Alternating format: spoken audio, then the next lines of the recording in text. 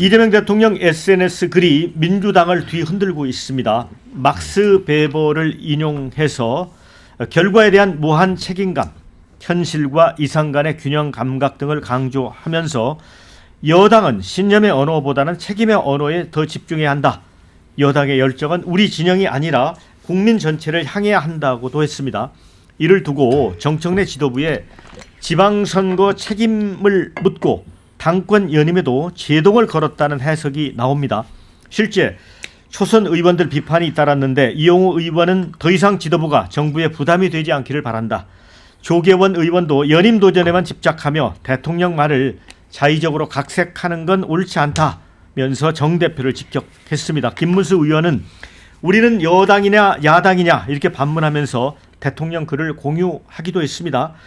지도부는 강하게 반박했죠. 조승래 사무총장은 특정 개인이나 지도부에 대한 말이 아니라 지방선거 이후에 어떤 자세를 갖고 국정을 운영해야 할지 책임성을 강조한 것이다라면서 국회는 대통령의 큰 뜻을 좁히는 것이고 정치적 의도로 이용하는 것이다 반박합니다. 정 대표의 검찰 보안 수사권 전면 폐지 주장에도 친명계 좌장 정성호 법무장관이 보안 수사권 필요성을 재차 강조하는 등 갈등도 빚어지고 있는데 정 대표 연임 불가냐, 대통령 당무 개입이냐 이 비판 동시에 또 나오기도 합니다.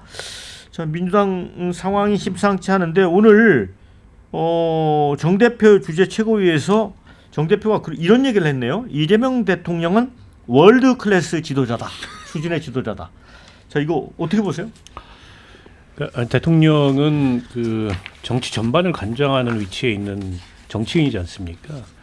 그런 차원에서 원론적으로 그러니까 여당의 여당다운 모습, 그러니까 책임과 균형과 이제 통합과 포용과 이런 방향을 전 제시했다고 보고, 다만 그게 이제 일반론으로만 해석되지 않는 건 이번이 이제 대통령이 이런 메시지를 낸 게 처음이 아니지 않습니까? 지난번에 1주년 기자회견에서도 선거 책임론을 포함해서 같은 결의 메시지를 냈고, 그 뒤에 이제 출국 그 환송장에 정청래 대표가 빠짐으로 인해서 그것도 메시지다 이런 해석이 있었고, 세 번째지 않습니까? 정청래 대표로서는 애써 저걸 이제 일반론이고 원칙이라고 얘기한다 하더라도 부담스러울 수밖에 없어요. 어쨌든 지금 대통령의 저런 인식은 현재 여당에 대한 평가를 담고 있는 거거든요. 그러니까 여당이 여당답지 못하고 선명성을 내세운 야당 같은 그런 체질에 머물러 있다는 문제의식을 제출한 거죠. 그러니까 설령 저게 전당대회 개입이 아니더라도 전당대회 의제를 대통령이 제출한 거예요.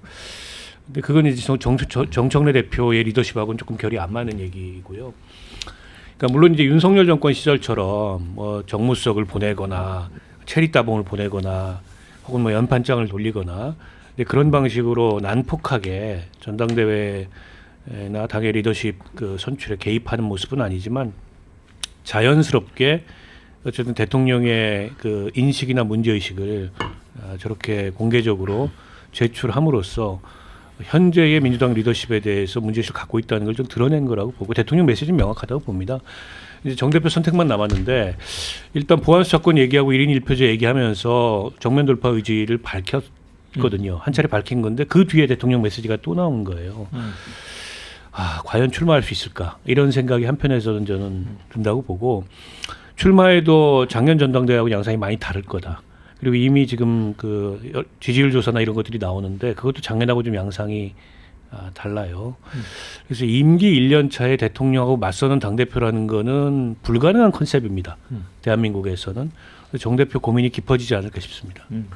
그러니까 어제 뭐 낙선상가요? 뭐 절에도 갔다는 거 아니에요?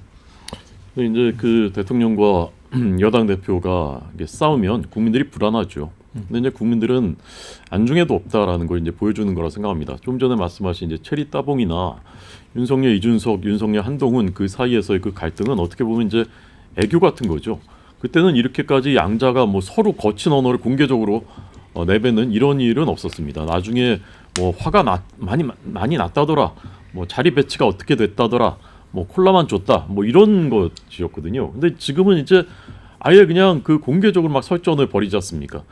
저는 어쨌건 이재명 대통령이 국가 원수인데 양자가 지금 부딪히고는 있지만 이재명 대통령한테 좀 더 저는 책임이 있는 것이 아닌가. 이제 내외신 기자들까지 다 있는 자리에서 누가 봐도 정청래 대표를 겨냥해가지고 막 이제 공박을 하고 공항 가는데 공항도 안 부르고 이런 식의 그 행태는 정말 좀 너무 유치하다라는 생각이 들고 어쨌건 선거 패배에는 선거는 졌는데 누가 너 때문에 졌다 서로 이러는 건데 제가 보기에는 더 큰 책임은 이재명 대통령한테 있습니다. 결정적인 스타벅스도 마찬가지고요.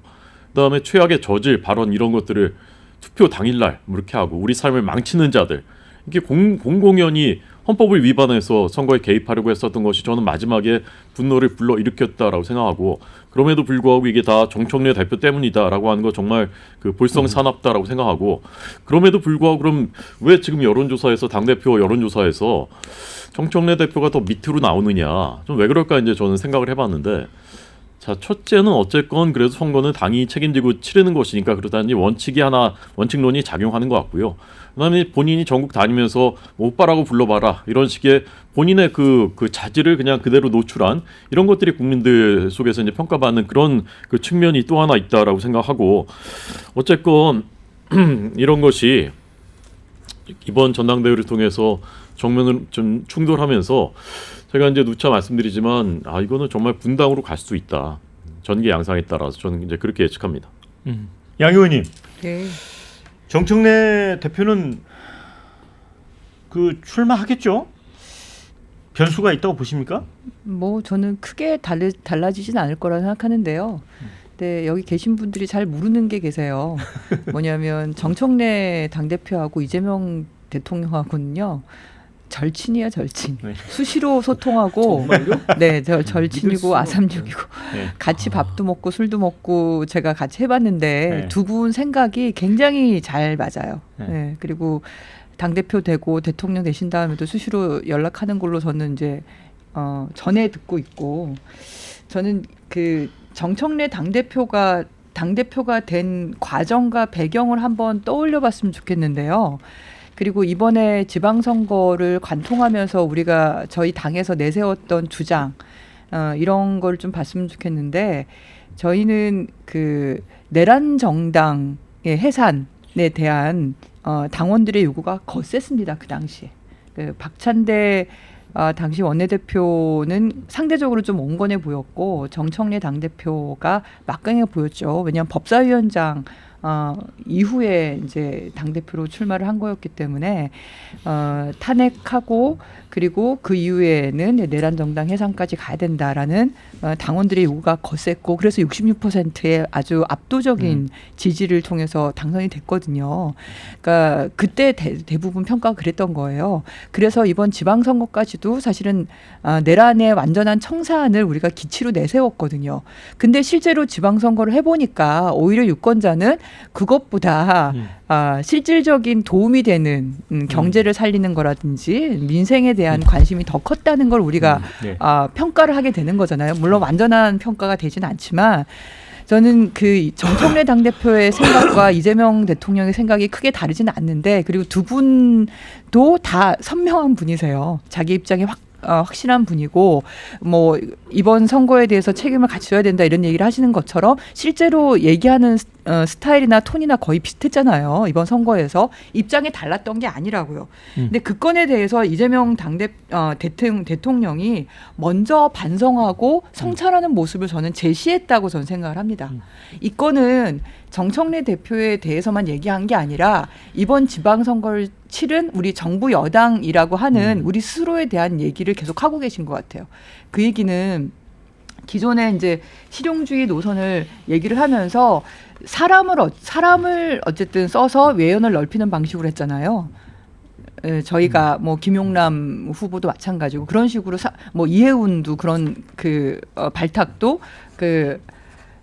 그런 외연을 넓히는 과정 중에 하나였던 건데 그게 그렇게 좋은 평가를 받지 못하면서 실제로 이제 내용에서의 외연을 넓히는 방식을 해서 그러니까 내란 정당 해산 이렇게 단도직적으로 가는 것이 아니라 우리가 외연을 넓히는 선택을 통해서 우리가 애초에 도달하고자 했던 목표를 가야 되는 거 아니냐라는 식의 저는 표현이라고 생각을 하고 이 건도 정청래 당대표가 이거에 대해서 반대 입장을 내거나 그러지 않고 있잖아요. 저는 크게 이견이 있거나 그런 것 같진 않은데 문제는 이번에 당대표 선거에서 전당대회에서 지금 이재명 대통령이 먼저 어떻게 보면 제시한 이 건에 대해서 이 비전에 대해서 방향에 대해서 어느 후보가 또 어떤 입장을 낼 건지를 가지고 당원들이 판단하지 않을까라고 생각합니다. 전 여기서 어쨌든 좀 발전적인 방향이라고 보이는 게 결국 계파나 세력 싸움이 아니라 노선에 대한 아주 큰 논쟁이 있을 것 같아요.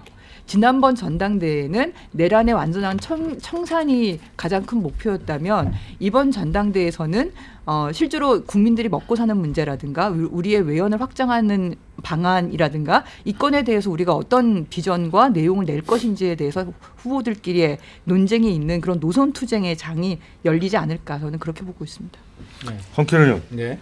양 의원님 말씀은 제가 이렇게 선명하게 이렇게 그 판가름이 안 돼서 네. 그러니까 뭔가 좀 복잡하게 말씀을 하시는데 근데 이제 검찰 보안 수사권 전면 네. 폐지 같은 경우도 딱 못을 박아버렸잖아요. 네. 근데 정성호 누가 못을 장관이 박았다고요? 이재명 정- 대통령의 정성호는- 뜻이 같다고 본다면 네. 반대되는 의견을 제시한 당연히 거잖아요. 반대죠. 네. 정성호 장관이요. 제가 정성호 장관을 만났던 다른 제 취재원한테 들었는데 그때 한창 그 이제 검찰 개혁 갖고서 법안을 만들 때, 초안을 만들 때 정성호 장관 만났는데 얼굴이 반쪽이 돼서 나타났답니다.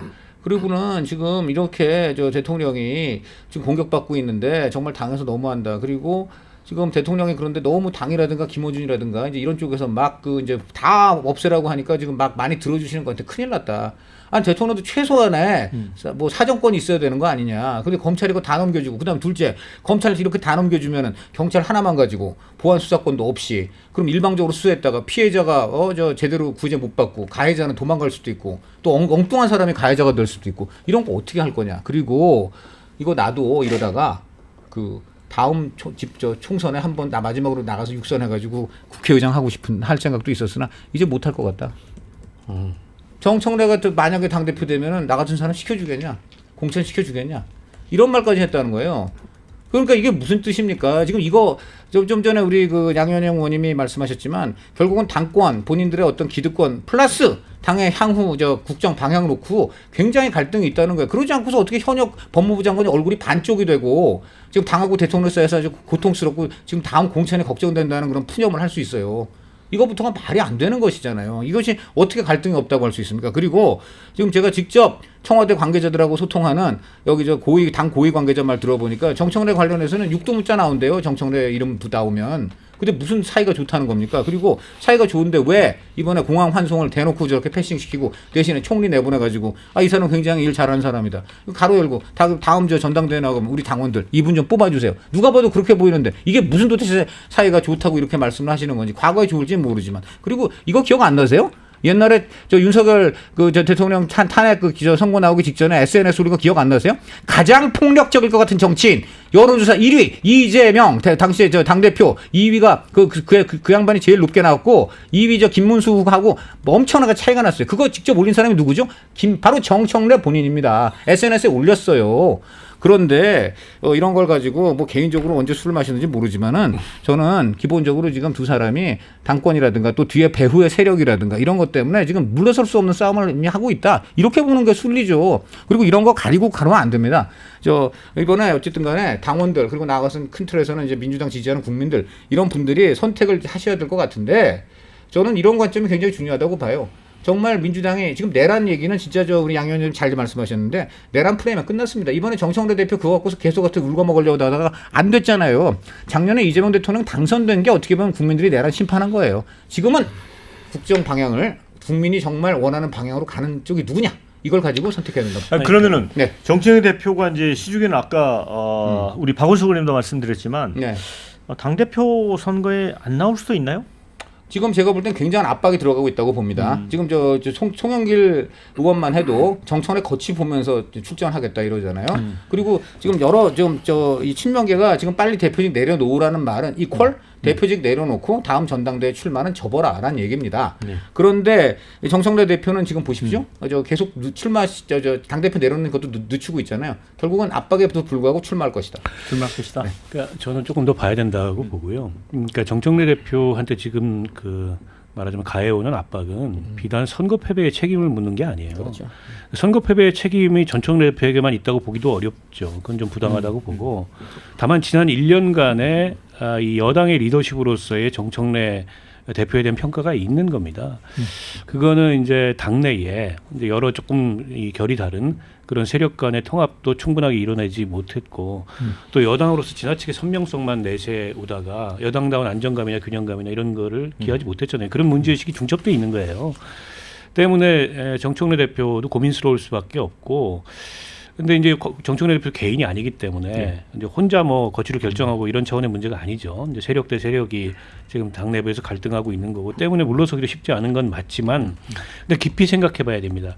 제가 거듭 말씀드렸지만 대통령 임기 초에 대통령과 맞서는 당 대표라는 건 대한민국 정치사에서 없습니다. 불가능한 컨셉이에요. 예, 양 의원님, 양 네네. 의원님은 그래도 출마할 걸로 보시는 거잖아요. 그리고 아까 정책 노선 대결 얘기하시고 노선 예. 그러니까 이제 정청래 당대표가 애초에 당대표가 보궐로 됐을 때 그때 당원들이 요구하는 것과 그리고 지금 지방선거를 경과하면서 우리가 유권자들에게 평가를 받은 뒤후에 이제 당원들이 요구하는 건 달라질 수밖에 없을 것 같고 그리고 그 지점을 저는 이재명 대통령이 가장 먼저 이렇게 보고 이렇게 글을 써서 내부에 이 의제를 던졌다 저는 그렇게 보고 있어요. 그래서 그 건에 대해서 정청래 대표 측에서 어떻게 반응을 하고 그리고 비전을 제시하는지에 따라서 달라질 거라고 생각합니다. 네, 저는 이제 권력에 대한 위기감이 작동할 거라고 저는 봅니다. 왜냐면 지방선거 전까지의 권력 지형은 9대 1이었어요.